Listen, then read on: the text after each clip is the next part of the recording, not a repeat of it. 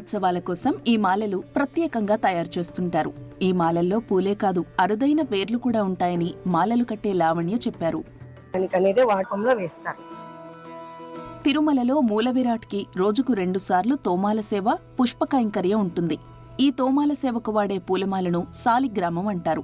అది ఎంత ప్రత్యేకమో, ఎలా తయారు చేస్తారో చెప్పారు ఈశ్వరయ్య. స్వామివారి భుజం దగ్గర నుంచి పాదాల వరకు వేసే ఈ పూలమాల సాలిగ్రామం అంటాము. ఇది స్వామివారికి తోమాల సేవకేస్తే మొదటి మాల సాలిగ్రామం అంటారు. ఇది పన్నీరాకు, చామంతి, రుక్షి, లిలీస్ వీటిని పెట్టి స్వామివారి పుష్పకార్యానికి సాలిగ్రామ మాలని అల్లుతాం సార్. ఇది 10 అడుగులు. స్వామివారి మాలలకు ఉపయోగించే పువ్వులను దాతలిస్తారని, బెంగళూరు, చెన్నై, మధురై, సేలం లాంటి ప్రాంతాల నుంచి అవి తిరుమలకు వస్తాయని ఈశ్వరయ్య చెప్పారు. శిఖామణి అనే మరో ప్రత్యేక మాల గురించి కూడా ఆయన వివరించారు. ఈ శిఖామణి మాల వచ్చి స్వామివారి కిరీటం దగ్గర నుంచి భుజం వరకు ఈ శిఖామణి మాలని వేస్తారు. ఇది 5.5 అడుగు సార్ ఈ మాల. ఈ మాలకు రుక్షి, చామంతి, పన్నీరాకు, లిలీస్ ఇవి పెట్టి శిఖామణి మాలను తయారు చేస్తాము. ఇది స్వామివారికి రోజుకి 2 సార్లు తోమాల సేవ, పుష్ప కైంకర్యం జరుగుతుంది. ఆ పుష్ప కైంకర్యానికి ఇవి స్వామివారికి వేస్తారు. సాలిగ్రామం, శిఖామణి పూలమాలలు వేసిన తరువాత వెంకటేశ్వరుడి విగ్రహానికి తగినట్లు మరో 5 మాలలు కూడా అలంకరిస్తారు. లక్ష్మీహారం, కంఠసర, శ్రీదేవి, భూదేవి, శంకు, చక్రం ఈ మాలలు ఇలా 5 మాలలు ఉంటాయి సార్. ప్రతిరోజు స్వామివారికి కళ్యాణోత్సవం జరుగుతుంది. అయ్యగారికి కళ్యాణోత్సవం మాల, అమ్మగారికి ఇలాంటి తయారు బిట్లు 2 ఉంటాయి.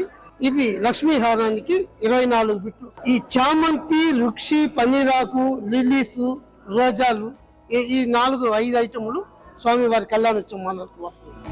బ్రహ్మోత్సవాల సమయంలో సాయంత్రం పూట స్వామివారు ఊరేగే ఒక్కో వాహనానికి భారీగా ఉండే ప్రత్యేక మాలలు సిద్ధం చేస్తామని టీటీడీ చెబుతోంది. వేస్తారు. ఉట్లు, కనకాంబరము, ఇప్పుడు పన్నీరాకు కూడా యూజ్ చేస్తున్నారు. పన్నీరాకు కూడా లూజ్ గా వస్తుంది. ఆ ఆకుని జత చేసి నార ఉంటుంది, ఆ నారతో కట్టుకుంటారు. మొత్తం అరటి నారతోనే కడతారు. మొత్తం మాలంతా కూడా అరటి నారతోనే ఉంటుంది.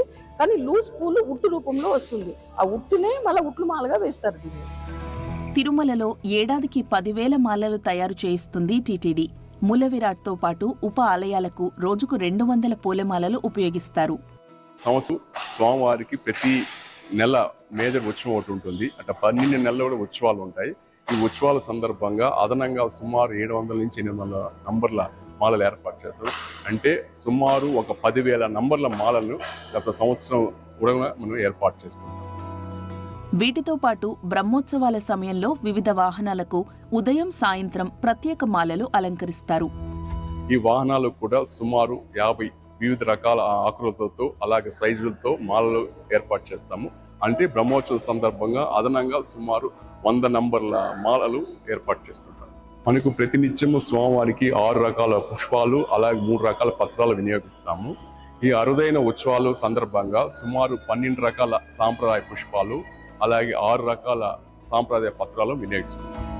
శ్రీవారి బ్రహ్మోత్సవాల్లో కొన్ని రకాల ప్రత్యేక పూలను వాడతామని టీటీడీ అధికారులు చెప్పారు. మనకి మామూలుగా బ్రహ్మోత్సవాల సందర్భంగా అలాగే రథసప్తమి, వైకుంఠ ఏకాదశి అరుదైన సందర్భాల్లో మనకి మగిలం పువ్వు అంటాము, పగడ పువ్వు అంటాము. అది 1 కేజీ సుమారు 2,000 రూపాయలు ఉంటుంది. అలాంటి పూలు కూడా మనం తీసుకొచ్చి స్వామివారి కైంకర్యం బాగా వినియోగిస్తాము. వీటితో పాటు కురువేరు అంటాము. కురువేరు కూడా మనకి సముద్రం పండిస్తారు. దాన్ని తీసుకొచ్చి స్వామికి దిష్టి తగలు కూడా వినియోగిస్తాము. వీటితో పాటు వట్టివేరు, రకాల పుష్పాల పత్రాలు వినియోగిస్తాము. అంటే నెలకి సుమారు మనకు 15,000 నుంచి 18,000 కేజీలు వినియోగిస్తాము. అట్నే సంవత్సరానికి సుమారు 1,20,000 కేజీ, 1,10,000 నుంచి 1,20,000 కేజీలు నిత్య దిట్టానికి వినియోగిస్తాము. అలాగే ఉత్సవాల సందర్భంగా ప్రతి నెల ఒక ఉత్సవం ఉంటుంది కాబట్టి ఈ 12 నెలలు 12 ఉత్సవాలు ఉంటాయి. ఈ ఉత్సవాల సందర్భంగా సుమారు 130 టన్నుల వివిధ రకాల సాంప్రదాయ పుష్పాలు అలాగే 15 నుంచి 20 లక్షల కట్ ఫ్లవర్స్ కూడా మనం వినియోగిస్తున్నాం.